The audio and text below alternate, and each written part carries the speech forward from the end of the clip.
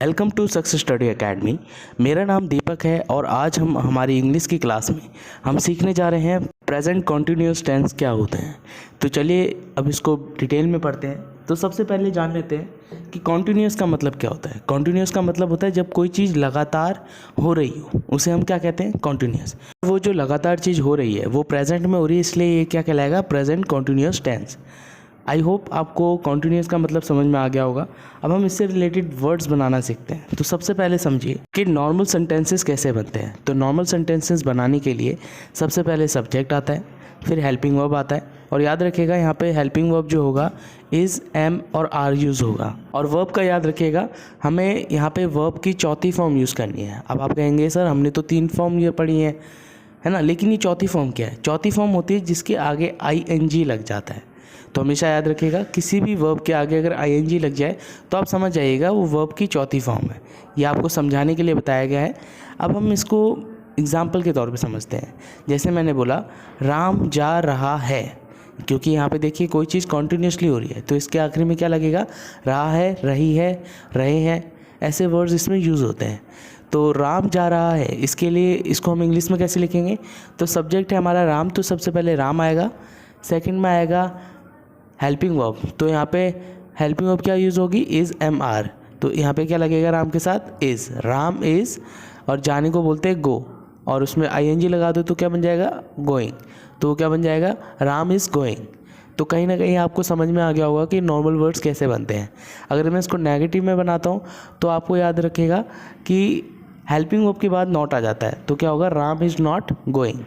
और इंटेरोगेटिव में यानी कि क्या वाले शब्द जिनमें सिर्फ सवाल का जवाब आप या फिर हाँ या फिर ना में देते हो, जैसे क्या राम जा रहा है, तो देखिए यहाँ पे मैंने सवाल जो किया है उसमें या तो आंसर किस में होगा, हाँ या फिर ना में। तो ऐसे वर्ड्स जिसमें क्या वर्ड का यूज़ होता है उसे हम क्या बोलते हैं, इंटेरोगेटिव। अब हम इसको समझते हैं कि इंटेरोगेटिव के वर्ड कैसे बनते हैं।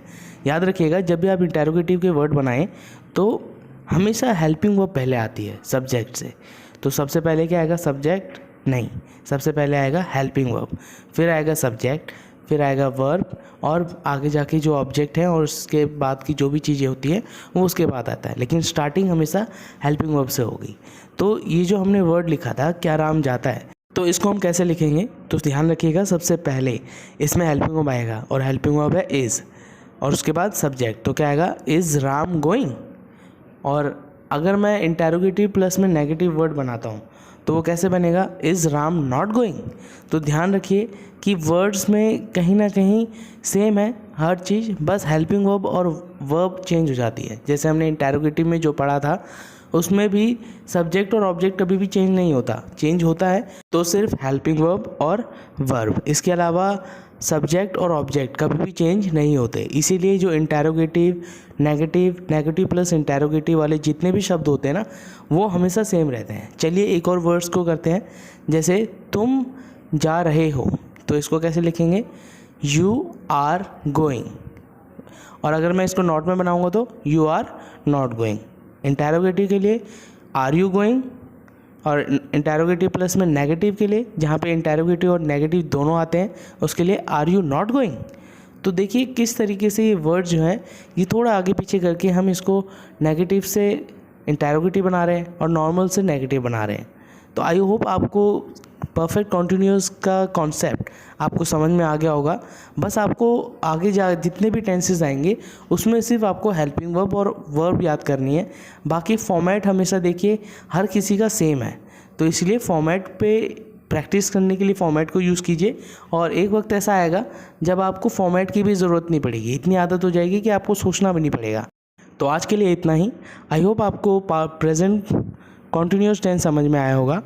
अब इससे रिलेटेड जो है कुछ मैंने क्वेश्चन आंसर दे रखे हैं, आप डिस्क्रिप्शन बॉक्स में लिंक के ज़रिए आप उन क्वेश्चंस को सॉल्व कीजिए। और अगर कुछ भी डाउट होता है तो आप मुझे कमेंट सेक्शन में कमेंट भी कर सकते हैं। तो आज के लिए इतना ही, धन्यवाद।